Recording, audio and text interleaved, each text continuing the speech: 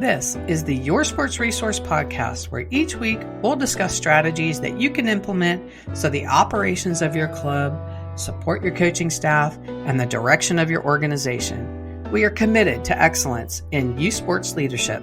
Let's get started.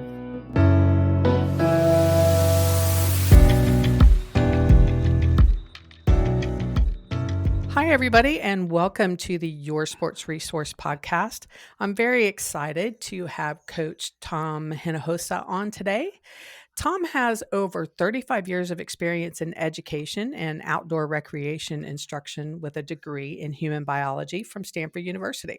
He has been a USA Archery Level 4 high performance archery instructor for over 10 years and has coached students to World Archery Youth Indoor Championships, Top 10 national rankings, USA Archery Junior Dream Team, USA Archery Regional Dream Team, state indoor champions, and has worked with international Olympic archers. He has also coached an individual archer to advance to the level of the 2020 USA Olympic trials. I was going to say swimming trials there. And he has been a volunteer coach for the Valor Games for the wounded military personnel. And he is also the founder of Mental Performance Academy, which we're going to discuss a bit today. Welcome, Tom. Thank you, Renata. It's truly a pleasure to be here, and I'm looking forward to our conversation. Great. So tell the audience, when did archery become a passion for you? Well, like many kids, I think archery held an immediate fascination for me from a very young age. The idea of confidently, skillfully launching an arrow. There's something romantic about just the idea, but as in the movies, you possibly might be saving the day or winning the royal tournament. And it was just a great fantasy for a kid. So I think the fact that it was a rare skill, something that drew me to it as well. I grew up with 4 brothers and 3 sisters, all of which were involved in a lot of sports. And we all participated in this menagerie of sports, team sports mostly. And I've known very skilled athletes my whole life. But when I was young, I had never come across an expert archer. And so I knew it would be something special. Also, I think, the fact that you can do archery alone or with others, you don't need to gather a team. It doesn't matter what size you are, whether you are fast or especially strong. And from the beginning, I could see that it could be a very accessible sport if you can just get some equipment and a place to practice. Yeah. And I think that holds true even today. Awesome. So how did you know that your love or that passion of archery would, turn into being a coach or, leading others in developing their passion for archery and then eventually, starting All-American Archery? Well, one of my favorite archery ranges one Saturday, helping with routine maintenance, and a woman showed up with a young boy, and she came up to me and asked if there was someone who could show her son how to shoot a bow. I volunteered to help, of course, and it didn't take long for that young man, his name was Ross, never forget, and to shoot an arrow in the bullseye. Well, the look on his face and then the look he gave to his mom was something that, I've always remembered. And I had coached other sports, but I think the idea that started coming to me was that I could provide an opportunity in a sport that virtually anyone can do, regardless of their previous athletic activity, with almost no barriers to participating. It's a sport that's included in the Olympic Games. And it just drew me to focusing on just archery and eventually founding what is now All-American Archery LLC. And by the way, the name All-American is intended to suggest that everyone, that is everyone can do this sport. That's really interesting because you've said it twice now, and then I guess in the title, like anybody can do the sport. You don't need a specific type of skill, or you don't need a ready-made skill or a performance prowess, so to speak, in order to do the sport. But it's not necessarily a sport that comes to mind to parents when their children are growing up.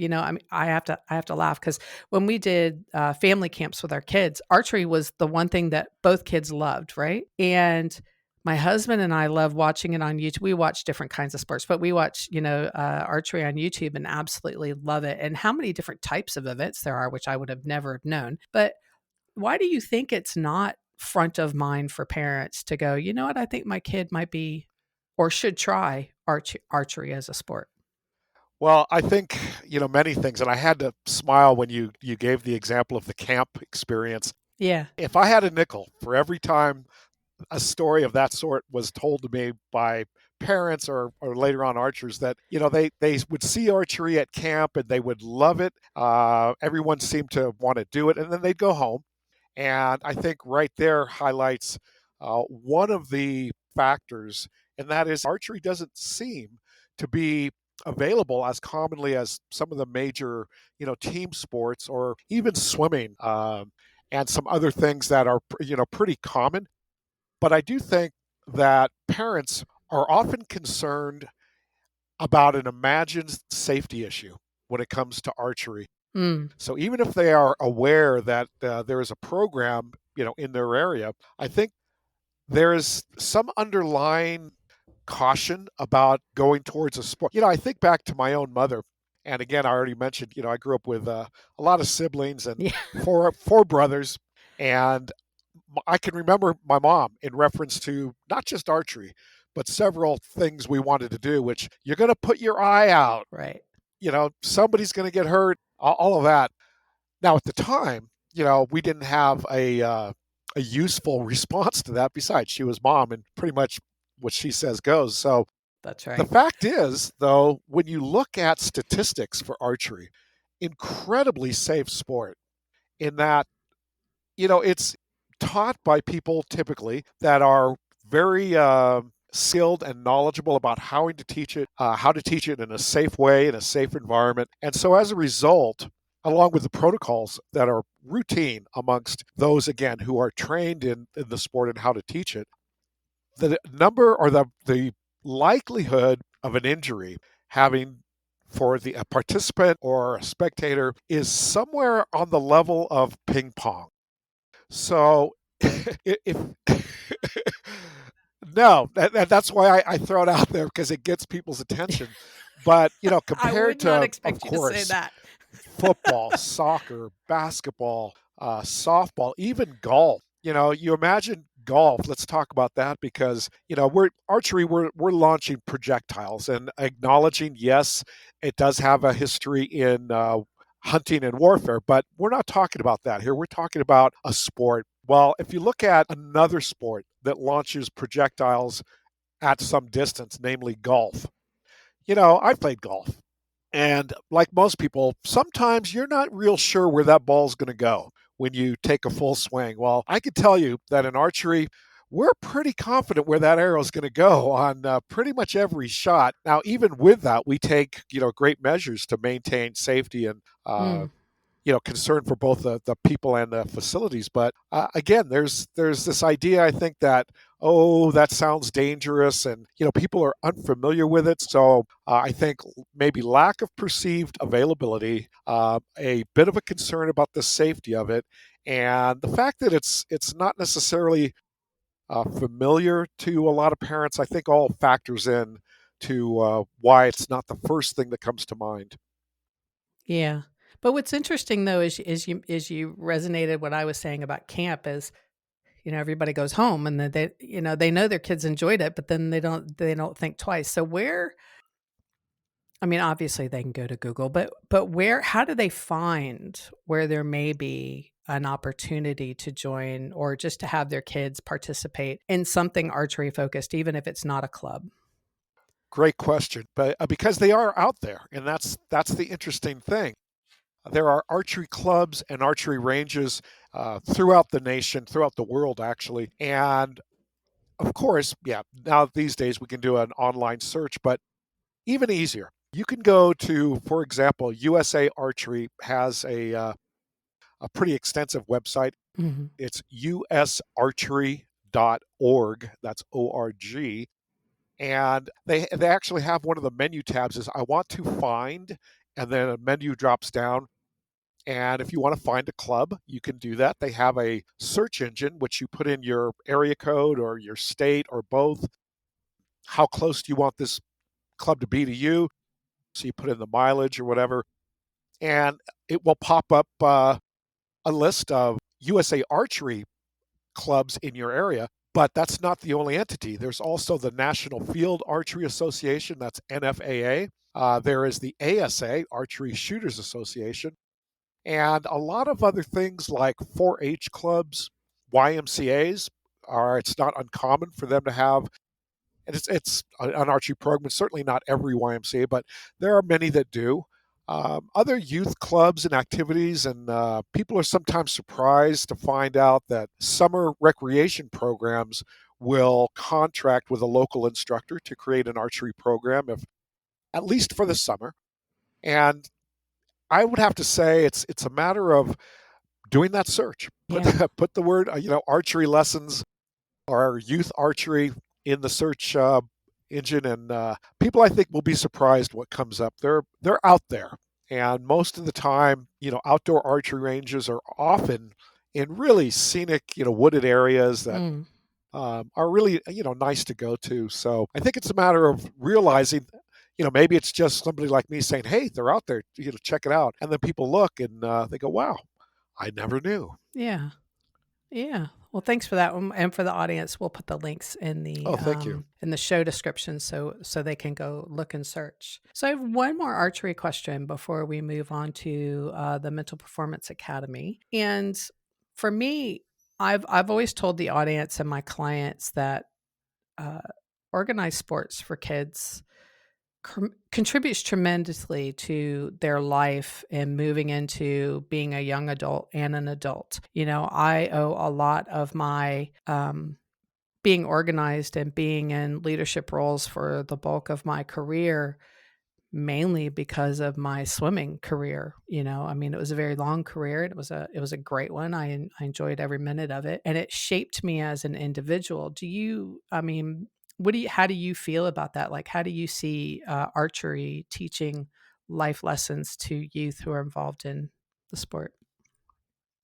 Well, Renata, I completely agree with you. I definitely have some background in competitive swimming as well, and have a daughter who competed at a very high level in swimming. But what my point is that as I think you would agree, sports in general has so many valuable lessons and metaphors that are, something that's important, I think, for young people to learn from. But archery in particular, wow. Everything from formulating goals and then creating a plan for how to achieve those goals, a training plan, goals which include both process goals, meaning they are things that you are in control of, such as, well, I have a goal of I want to increase my practice time from 1 day a week to 3 days a week. Well, the individual largely has the opportunity to make that happen or not. And that precedes the desired performance goals. So, performance goals might be, well, I'd like to shoot a certain score in an upcoming tournament a month away. And that performance might be predicated on the process goals that you set for yourself. And then eventually, we all like to imagine winning or placing or winning a medal at something. So, those are outcome goals. So, people can learn about those three types of goals. It goes right along with, you may have heard the acronym SMARTER goals or even SMART goals. Hmm. So those apply directly to these archery goals I'm referring to. So that's just one. But another one is focus, and probably a little bit more generalized, the idea of being aware and present in what you're doing. I mean, so many times. How many times during the day do we all go through life and we're really not thinking about what we're doing? Right. We're on autopilot. And yeah, right, Yeah. right, right. And then we come back to it, and sometimes it results in a mishap, but sometimes not. But on the other hand, we all realize that optimum performance in any endeavor, whether it be school or heck, just relationships and actually being present when you're speaking with someone, will always increase the likelihood that you're going to have a productive and valuable, I'm going to use the word performance. Doesn't always go well if you're talking about relationships, but you know Yeah. what I mean. And so in archery, as again, like most sports, those little lapses in your mental focus and your awareness of what you're doing are often at the root of errors. So the mistakes which result in, say, an arrow misplaced on the target, I don't like to use the word miss.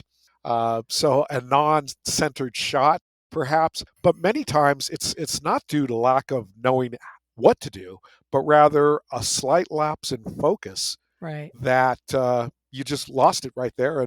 And they are, it's been said that archery is one of the few completely honest sports.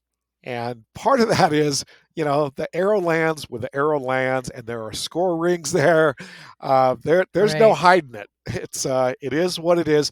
And I like to say to my athlete, hey, look at that great shot. You did that. There are no lucky shots in this sport. You did it based on your dedication and skill. So again, right there, I think highlights a great life lesson that, if you dedicate yourself to something, Mm. set goals, create a plan for how to accomplish those goals in Yeah. order. I mean, what a great life lesson that is right there, as well as what I mentioned about being present in what you're doing and fully aware. I love it. I love it because there's a lot of times when I talk to families, and they don't want to get their kids involved in sports. And a lot of the times it comes down to that competition. Like they don't want to compete with other kids or have their child feel bad because they feel like they may not excel at whatever that sport is. And I try to remind people that there's so much more to sports than the actual competition itself, right? I mean, just the mere fact that you can remember to put your equipment in a bag and show up on time is a huge life skill throughout their entire Right. entire Well, life, right? So, I mean, there's life lessons in camaraderie and friendship and honesty and focus, like you just said. I mean, that's just those are all amazing life skills. Now, you can get them in different ways. It doesn't always have to be in sports, but sports is a great teacher in a variety of different skill sets to become a functioning young adult and parent. right. And have fun as you Yeah, do it. I mean, absolutely, absolutely. yeah, the major reason people choose to participate in sports is to have fun.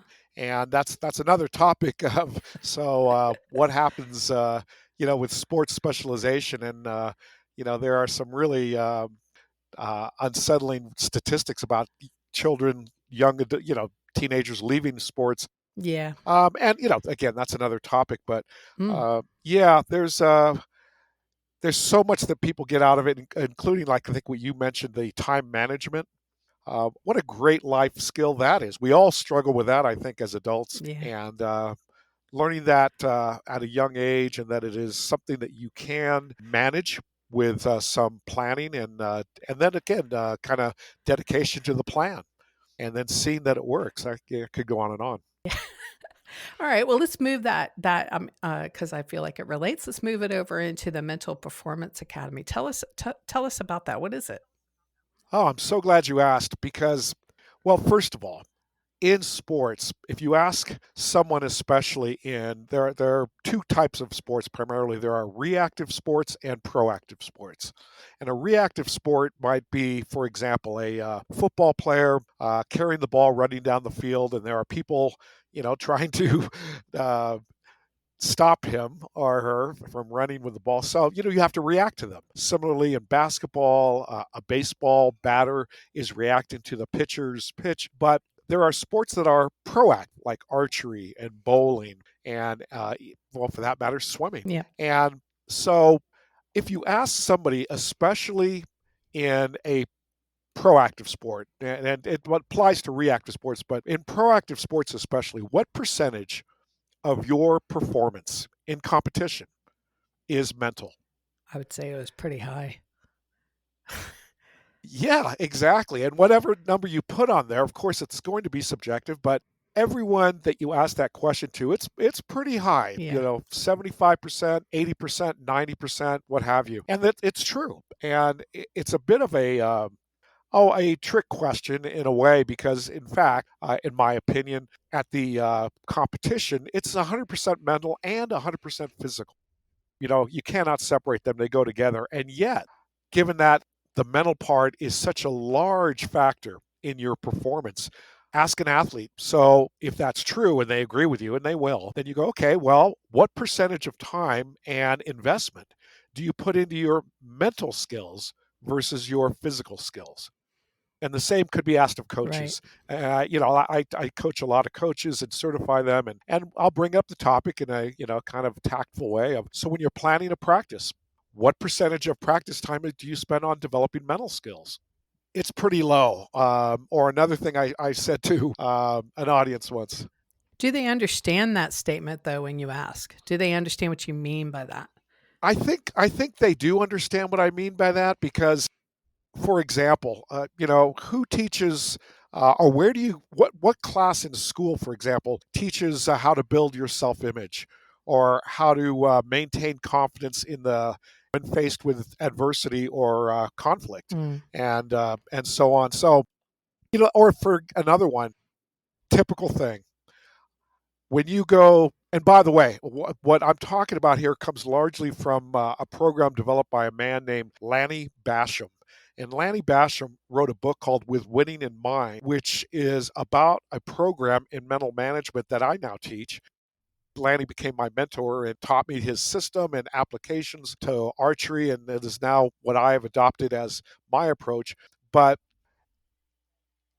many, many times, coaches and primary mental coach for a kid is the parents will inadvertently say things to that young athlete that are not necessarily supportive and in fact can be negative. For Yeah. example, okay, you're going to go up to bat, critical time in the game. Hey, whatever you do, don't strike out. Well, what are you thinking about when they say Yeah, that? striking out. Yeah, or in football, we've got this. As long as you don't fumble, we're going to be fine. That those are common, simple, and again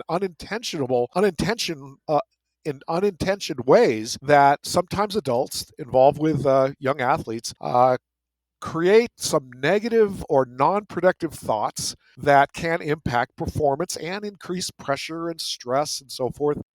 So I think everyone recognizes that that's a part of sport, and yet, once again, you could throw a rock down the street and hit a technical coach in one sport or another, but the mental coaches aren't as easily found unless you consider that the parents are actually the primary mental coach of those young athletes. And yet, once again, hey, I know that we picked up my first daughter from the hospital and put her in the car seat. I couldn't believe when they closed the door, they go, "That's it. They're just going to let us take this kid. There's no manual."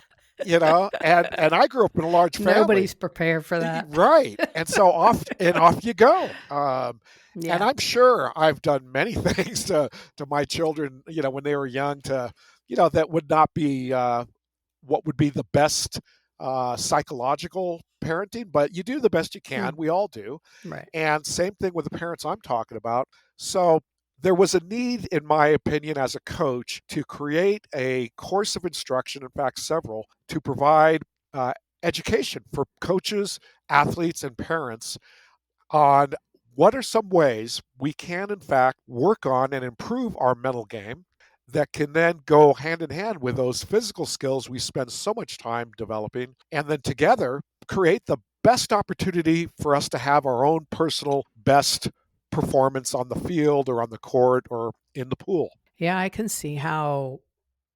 Wow, can you imagine if you had all 3 cylinders, like, you were actually fortunate to work with a team to where you could have that type of support and instruction not only for the coach, but for the parents, and then get together with the kids and all of that singing and harmony, because like you said, I think you could be in the best shape of the world, but if you're not mentally prepared to take on that challenge, or I think back to my time when I was a swimmer at university, I was just tired, and I was in the best shape of my life, having the best times of my life, but I was mentally tired. I was physically tired. And I think if I had had some support on how to deal with that versus you can't stop because how are we going to pay for your school? Right. I think I probably would have handled, things very, very differently. So I can imagine having this three-pronged approach of dealing with your coaches, your parents, and your I was going to say swimmers again. Sheesh, your athletes would be pretty amazing. So if you had to, is there one tip or one piece of advice as far as the mental side is concerned? It doesn't matter which faction or if it's all of them that you, whether it's parent or coach or athlete. If you had one piece of advice, what would it be as far as that mental side?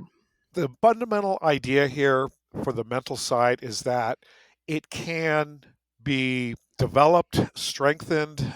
There are skills involved which can be taught, very much like what we consider physical or technical skills in sports. There was one time where we were largely assuming that our mental capabilities were set. They were what you got when you were born, and that's just how you are. Either you are outgoing and confident and assertive, or you're shy and kind of reserved, or what have you. And the fact is that neuroscience and common experience has shown us that that's not true. You can, in fact, work on your mental skills and in a manageable way and develop them towards your best self. So the simplest thing I can say is you can work on it.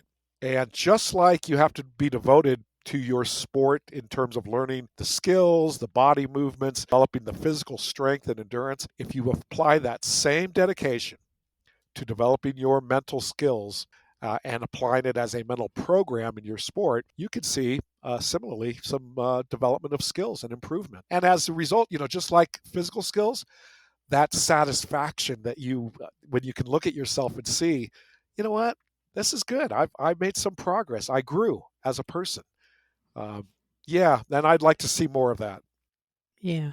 I can see how that mental agility and practice like creates a better mindset, and the more you practice, the more you have a better mindset. And it's kind of like with your physical, it's that repetitive action and practice and practice and practice. Same thing mentally, if you practice and practice and practice and saying the right things to yourself, Uh-huh. things come into play. So your courses for parents, coaches and athletes is on the website. Yes, it's on the website. The website is The Mental Performance Academy. The word the is in there, thementalperformanceacademy.com. And we have a listing of the course offerings there. And yeah, I'd encourage anyone that has an interest to check it out and feel free to contact me and we can talk all about it. Wonderful. All right. Any final words for the audience? Um, sure. Let me just say this. It comes out often, but hey, archery, give it a shot. Uh, it's a natural slogan, right? Yeah. Really, hey, the Olympic Games in Paris are only a couple years away. Uh, Los Angeles after that in 2028, and you know what? The oldest Olympic archer I've known is a woman who was on her last team when she was 56 years old. Wow. On the other hand, yeah, we've had Olympians when they're 17 years old. What an opportunity there. So I had to get a plug for archery. I think it's a great sport. Everyone can do it, and everyone can do it well. It just takes a little time. So give it a shot. Wonderful. Well, thank you, Tom. We really appreciate you being on the show. Thank you for being a guest. Thanks, Renata. And please, everyone, check out the show comments for all the links. And I'll also make sure that the links to the Mental Performance Academy and All American Archery are there as well. As always, please like, subscribe, and even comment so we can reach more listeners. Thanks, everybody.